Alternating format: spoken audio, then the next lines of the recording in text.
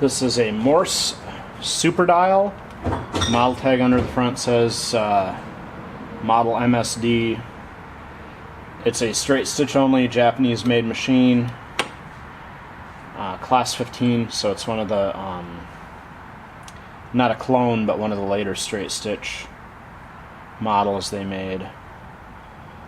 So we're gonna wind a bobbin. There's two spool pins that retract on top of the machine. A single thread guide on the front here. Come across to the winding tensioner on the bottom corner of the machine, and then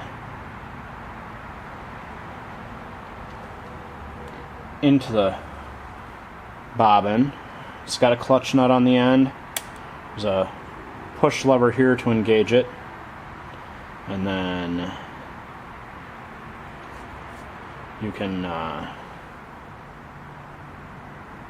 and then it winds the bobbin like that. Alright, threading the Morse Super Dial. First thread guide on top, just like for bobbin winding. And then there's a the tensioner. It's got a two-stage lift, so you need to pop your lift lever up to open the tensioner. And then we go around under this finger, behind the spring,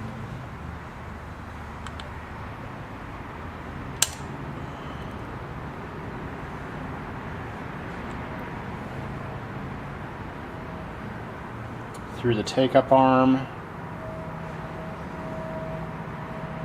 There is a guide on the front of the machine behind the door here, and then a thread guide on the needle bar clamp, and this machine threads from the outside in. There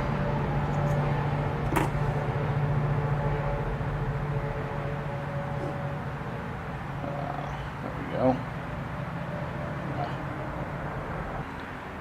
Alright, class 15, side load. So we take our bobbin case, we drop our bobbin in, make sure it unspools clockwise, goes under the hook behind the spring, snaps into place. This is a side load machine, so the gap on the top of the bobbin case is small. Front load have that wider, longer case or gap, because the needle does dip in through that hole. And then flip our bobbin door up, push the case in, and then I always give a little tug to make sure it's snapped in place.